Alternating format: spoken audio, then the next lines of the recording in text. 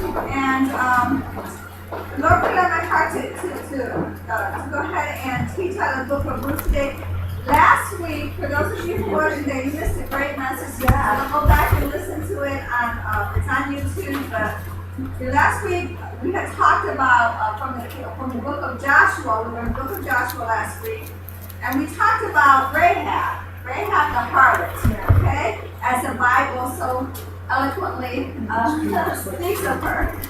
She was, and so there was so much meaning in the book of Joshua when it talked about Rahab and how she was a sinner. And there's so many parallels that we taught about last week. You know, she's a sinner, we're sinners.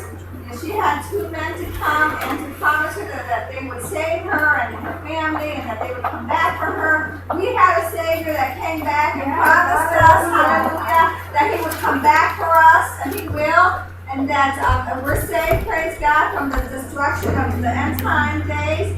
And so there were so many wonderful, beautiful parallels in that story. And so when I read the story, I really like to delve in and to bring out the hidden treasures that are within the story, the hidden meanings, the typologies, and the symbols. And that's what you do when you read the Bible. You know, it's good to read it on the surface, but when you can get in and let the Holy Spirit reveal to you different things that are in there. And so that's what I try to do. And so I want to share some things that I found from the book of Ruth as well.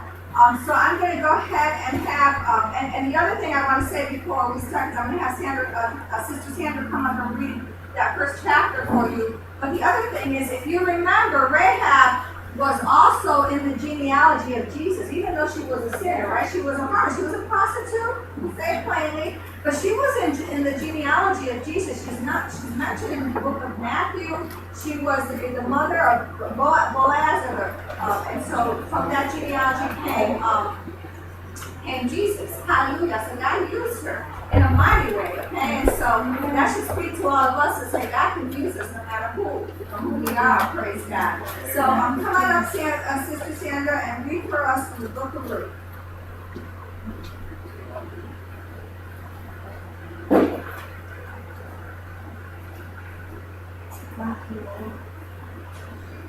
Let's stand at the reading of the book. Let's give our Good morning. Now it came to pass in the days when the judges ruled that there was a famine in the land. And a certain man of Bethlehem, Judah, went to dwell in the country of Moab, he and his wife and his 2 sons. The name of the man was Elimelech. The name of his wife was Naomi. And the names of his 2 sons were Mahlon and Chilion, Euphrates of Bethlehem. Judah, and they went to the country of Moab and remained there. Then Elimelech, Naomi's husband, died, and she was left and her 2 sons. Now they took the wives of the women of Moab. The name of the one was Oprah, and the name of the other Ruth. And they dwelt there about 10 years. Then both Mahlon and Chilion also died, so that the woman survived her 2 sons and her husband. Then she arose with her daughter-in-laws, that she might return from the country of Moab, for she had heard in the country of Moab that the Lord had visited his people by giving them bread. Therefore she went out from the place where she was, and her 2 daughters-in-law with her, and they went on the way to return to the land of Judah. And Naomi said to her 2 daughters-in-law, Go return, each to her mother's house. The Lord deal kindly with you, as you have dealt with the dead and with me. The Lord grant that you may find rest, each in the house of her husband. So she kissed them, and they lifted up their voices and wept. And they said to her, Surely we will return with you to your people. But Naomi said, Turn back, my daughters. Why will you go with me? Are they still sons in my womb, that they may be your husbands? Turn back, my daughters. Go, for I am too old to have a husband. If I should say I have hope, if I should have a husband tonight, and should also bear sons. Would you wait for them till they were grown? Would you restrain yourselves from having husbands? No, my daughters, for this grieves me very much for your sakes, that the hand of the Lord has gone out against me. Then they lifted up their voices and wept again. And Oprah kissed her mother-in-law, but Ruth clung to her. And she said, look, your sister-in-law has gone back to her people and to her gods. Return after your sister-in-law. But Ruth said, entreat me not to leave you or to turn back from you, following after you. For wherever you go, I will go, and wherever you lodge, I will lodge. Your people shall be my people, and your God my God. Where you die, I will die, and there will I be buried. The Lord do so to me, and more also, if anything but death parts you and me. When she saw that she was determined to go with her, she stopped speaking to her. Now the two of them went until they came to Bethlehem, and it happened when they had come to Bethlehem that all the city was excited because of them. And the woman said, is this Naomi? But she said to them, do not call me Naomi, call me Mara, for the Almighty has dealt very bitterly with me. I went out full, and the Lord has brought me home again empty. Why do you call me Naomi, since the Lord has testified against me, and the Almighty has afflicted me? So Naomi returned, and Ruth the Moabitess, the daughter-in-law, with her, who returned from the country of Moab. Now they came to Bethlehem at the beginning of the barley harvest.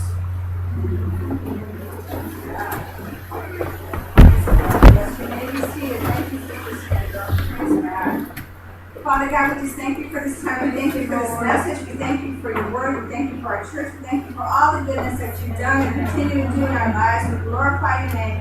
And we pray, Father God, that we receive this word, Father God, with joy. We receive it, Father God, with open ears, open hearts, Father God, and go out and do the things that you called us to do. In Jesus' name, amen. Hallelujah. Hallelujah. Praise God. Okay, so today I want to go ahead and talk a little bit about what we just read, because there's a lot of things going on in this story, and just in that one chapter. And so the way I want to go ahead and go through it is I'm going to do it with words, okay? So I have different words that are going to describe what is going on in the story, okay? And some of the things that Naomi is going through. I'm probably going to do a two-part message this week. I don't want to so much focus on Ruth this week. I want to focus on Naomi, because Naomi she went through some things, okay? And I can relate to Naomi, and most of us can, more so than we can with people. She was just a little goody. She was just like, she had it all together, praise God. But you know what? Naomi had some things she had to work through, and so I think that sometimes we can relate more to people like Naomi than we can to people like Ruth, okay? And Ruth, she was a very courageous woman. She did some great things. But today, let's focus on Naomi. And the first word that I want to use to describe is what's going on here is famine. First of all, there's a famine in the land. And so you wonder, well, why is there a famine in the land? Well, if you remember, okay, giving you just a little bit of background, if you remember, when God brought the people out of Israel, he told them, if you obey me, you're going to have a blessing. But if you disobey me and you seek after other gods, guess what's going to happen? You're going to have a curse. And so famine is part of the curse, because these people were just, and actually if you look in the chapter right before the book of Ruth Judges, that last verse says, in those days there was no king in Israel, everyone did what was right in his own eyes. And then it goes on to the book of Ruth, okay? Because this time, and during this time, during the book of Ruth, when this is all happening, Israel was in shambles. It was a hot mess, so to speak, okay? It was a hot mess. And so famine came on them, and it was a curse, okay? And so what happens is this man, Elimelech, he comes out and he brings his family out of Israel. He's a Jewish man, brings his family out of Israel because there's a famine. Okay, now the word there of Bethlehem is, the word Bethlehem means house of bread. So he brought his people or his family out of the house of bread. On one side, I can give him credit for wanting to take care of his family, but on the other end, you have to wonder, where was this man's faith? Because if God called him to separate themselves from the people of nations around them. He called them to be separate. Not only did he move out of Jerusalem, out of the land that God gave him, but he moved to a Moab, which was a place of wicked people. They were evil people. Okay, and they were the enemies of Israel. As a matter of fact, God had cursed Moab. The people of Moab were descendants of Lot, and his relationship with his daughter. Remember what happened there? The two daughters. The older daughter, that was the lineage, was the Moabites. And when the people came out of Israel, they wanted to pass through the land of Moab. They said, "No, you can't come to our land." Okay, and not only that, they tried to curse Israel. Remember Balaam? Remember the talking donkey? They tried to curse Israel, okay? So they were enemies of Israel. And so for whatever reason, Elimelech chooses to take his family there, okay? And so what happens? So there's famine, and then Elimelech, he gets fearful. He gets fearful that he's not going to be able to care for his family in this land flowing with milk and honey that the Lord had given them. You know, he wasn't trusting in the Lord, so he took his family out of there. So there was famine and there was fear. And so then what else happens? Then there is, as Sister Sandra read, there is fatality. Okay? Because Elimelech dies. The Bible doesn't tell us how he dies. You know, maybe he had a heart attack, whatever. He dies. Okay? And I believe he died before his time. Okay? So he dies. And so as you can see, we're going through some words that start with the letter F. Okay, there's some good F words. Hallelujah, praise God. Okay, so Naomi is left a widow, and then what happens? So then her two sons, she's left with her two sons who marry Moabite women. And I'm here to tell you, people of God, when you are out of the will of God, when you are in a place where God never meant for you to be, guess what's going to happen? You're going to meet up with some people that you were never meant to meet up with. And you're going to marry somebody that you were never meant to be, but you weren't supposed to be there to begin with. So hallelujah, had you been where God wanted you to be, you would have met the right man, hallelujah, or the right woman, okay? I love what Matia, she's funny. She got some wisdom about her, okay? She said that the problem with you all, not you all, but you know, the world in general, is that you marry and you form long-term relationships with people that you were, that was just there. It was supposed to pass by your life. They were supposed to pass, maybe teach you something, and keep going. But you kept them. Okay? And then some years later, your life is on this stuff, and then you wonder, okay? So they married Moabite women. They married women that were serving another God, and God had told the Israelis, don't do that. Don't intermarry because they're gonna lead you away from it. And that's the only God is not against generational marriage. Okay? Some churches will say that. No. It's because they were godless. They were serving false gods. And he said, no, they're gonna take you that way. So don't get involved with those people, okay? So then what happens? Fatality strikes Naomi's home again, and she loses both of her sons. How sad is that? She loses both of her sons. Again, now the Bible doesn't tell us what happened. I heard a pastor say one time that they probably died in battle, and it's possible because if they died together, they may have died in battle. The Bible there's some things that we don't need to know. We'll know when we get to heaven, okay? We'll get to talk to those guys and say, hey, what happened? Okay? So this leads, so we have famine, we have fear, we have fatality, and then we have failure. Okay? What's the opposite of failure? Is what? Anybody?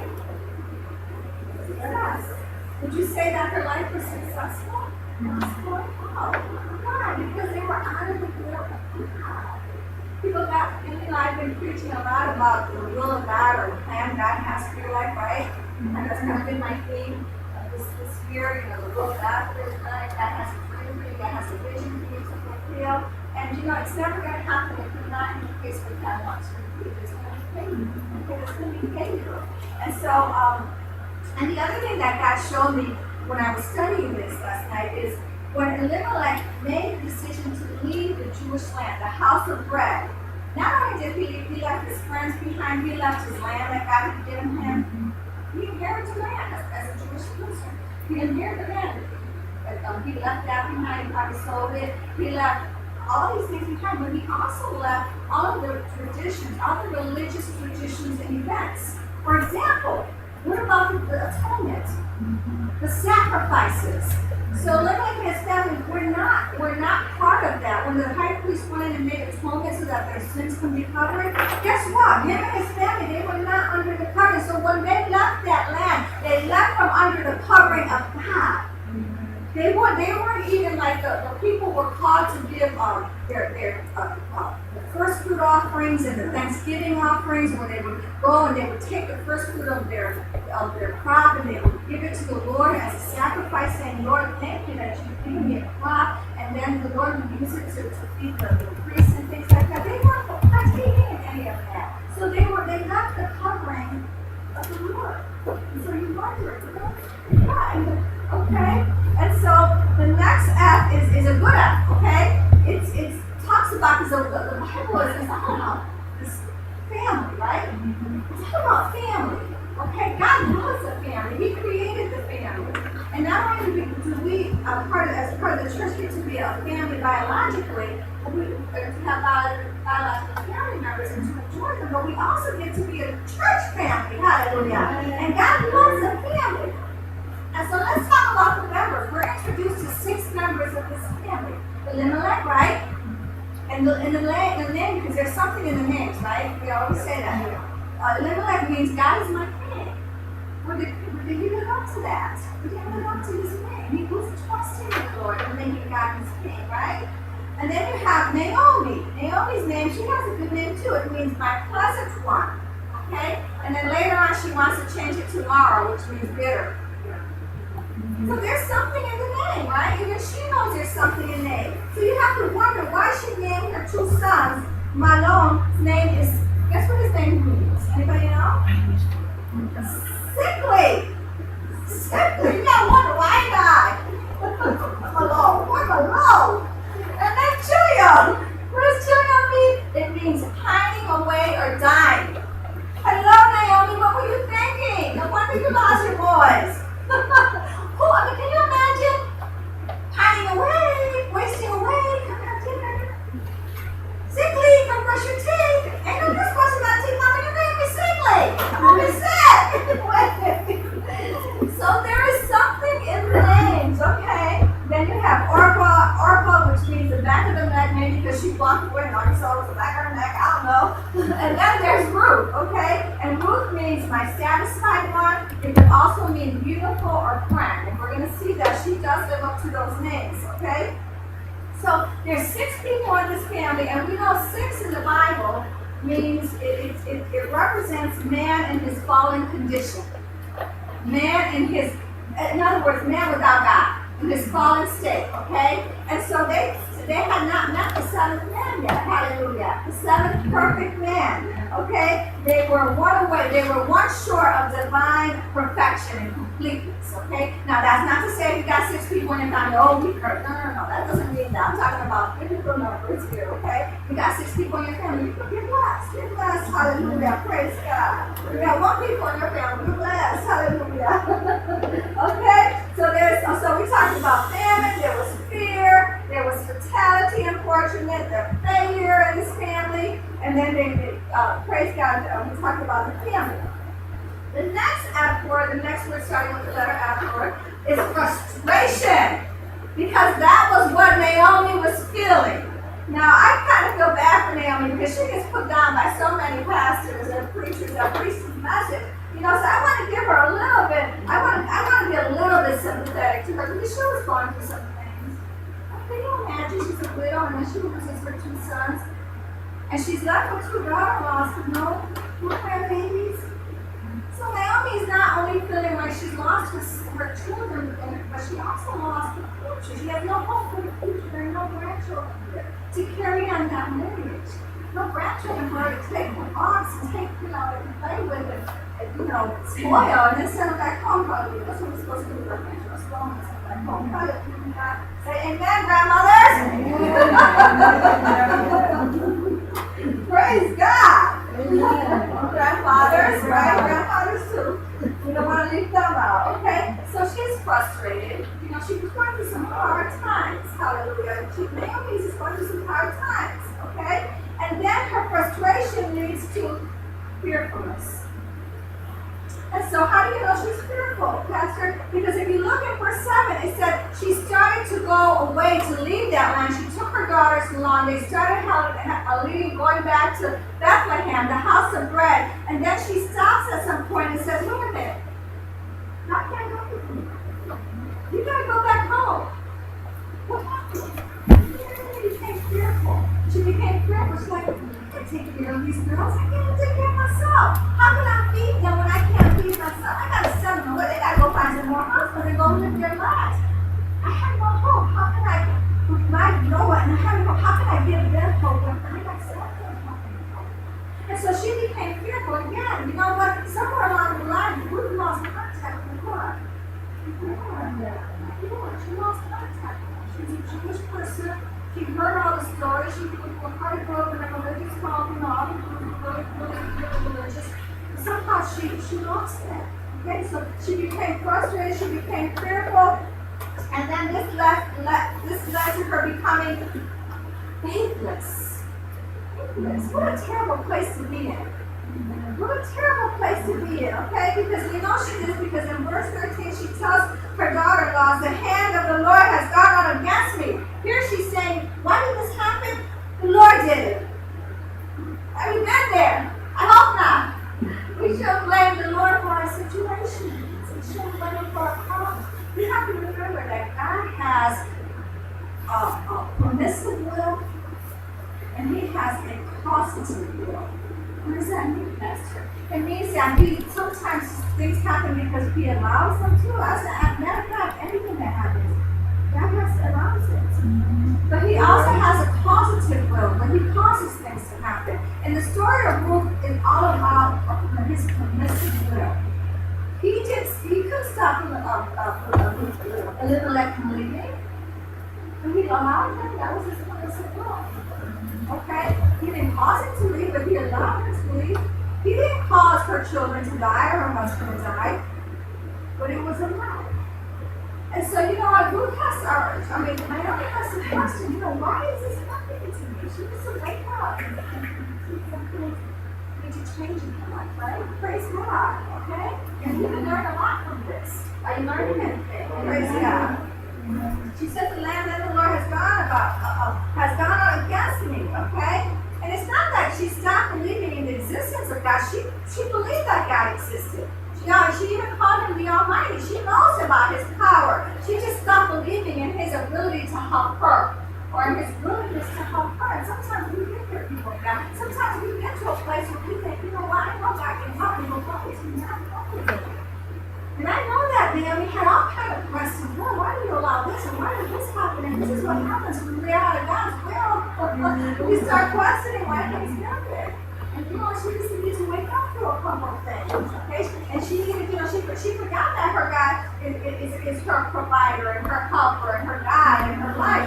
She just needed like a crash course in the names of God or something. That he was the Almighty One. Hallelujah. Or she needed to come to Transformation Christian Church so she could learn some things, right? Hallelujah. Okay? So I'm almost done here. There's two more that I want to share. Two more of the words that I want to share with you. And one of them is good words. We've gone over some dreadful words here. Famine, fear, fatality, failure, frustration, faithlessness. Some ugly F words. Okay? But now we're going to talk about some good ones. The first one is faithfulness. Actually, two of them. Faithfulness and fellowship. Because in the end, by the end of this chapter, God was already shining his light upon Naomi. And how? In the end, he used her daughter-in-law, Ruth, to show his faithfulness. Now, Ruth was faithful. We read that. Ruth was faithful. She said, I'll go with you. Your God is my God. I'll not leave you. When you get married, I'll go get married. When you get married, I'll get married. But you know what? It was really God using Ruth to show Naomi that he was the one that was still faithful to her. Hallelujah. He was showing her that he was the one that I'm still thinking about you, Naomi. I still love you, Naomi. I haven't forgotten you, Naomi. Yeah, some things have happened to you, Naomi, but I'm still God, hallelujah. I'm still here to help you. I'm still here to give you a hope and a future. I still have plans for your life, Naomi. Oh, God. To show her. Because, well, how did you do that? You know, I'm here to tell you, how did you do that? When life is coming against you, when the money is gone, when the food is gone, when the friends are gone, when the bill collectors are coming your way, when you get that bad report from the doctor, let me tell you, the last thing, when you feel like you're alone, the last thing you need is to be alone. The last thing you need is to be alone. So God, your Ruth, used Ruth in a mighty way to be Naomi's fellowship, to be with her, to go with her, to let Naomi know that you are not going to be alone in your mess. What's the worst thing of being a mess? Being alone in a mess. Feeling like nobody is there to support you. Feeling like nobody is there to help you with that burden. Right? That's a terrible place to be, a place of desolation. So God used Ruth to fellowship with Naomi, to show her you're not alone. And to speak to Naomi, to use it through Ruth. Because this is what he was really, the message that Ruth gave to Naomi is really God's message to Naomi. He said, Naomi, I will not turn away from you. Naomi, I will be in your presence. I want to be involved in every area of your life. I will be with you, Naomi, until the end of your life. I will never leave you. I will never seek you. I will fellowship with you. What a beautiful message to a woman who was in so much distress, fearful, without faith, lost her family. What beautiful words. I'm still here. Is that all you got? What a wonderful. What a wonderful God. And your distress, He will fellowship with you. You may say, I've lost a lot. My question to you, you forgive. You have to have you have to. And what will you listen to? My hope is like, oh no, heaven forbid that God will not believe you. I've lost my husband, I've lost my children, I've lost my friends, I've lost my house, I've lost my home. I don't know where my next meal, but heaven forbid that God would ever leave me. Hallelujah. And I'm here to tell you that if you have Him, you have it all. Because God is not only a God of fellowship and of friendship, He is a God of restoration. Hallelujah. And whatever you have lost in this world, and whatever you cry about, and whatever your heart is broken about, God is there to restore you. He will never leave you, people of God. He will never leave you. Even though you may make a mistake and go down the wrong path. Even though you may marry the wrong person, have the wrong job, live in the wrong place, He's there with you. That is the message that God has for me to give to you. The Holy Spirit has for you to receive today.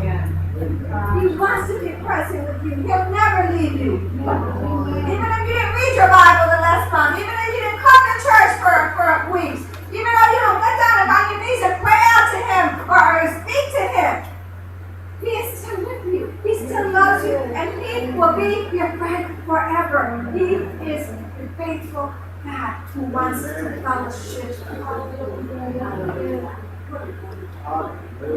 Father God, we just thank you. We glorify you, Lord. We thank you that you are our friend. We thank you that in the midst of our frustration, in the midst of our fear, in the midst of tragedy in our lives, Holy God, in the midst of whatever we're going through, faithlessness, Father God, that you are the God that will never leave us, that will never forsake us. And we thank you, Lord, for bringing us here today to hear this message, because somebody here needs to hear that. And we thank you, Lord, for it in Jesus' name. Amen. Hallelujah.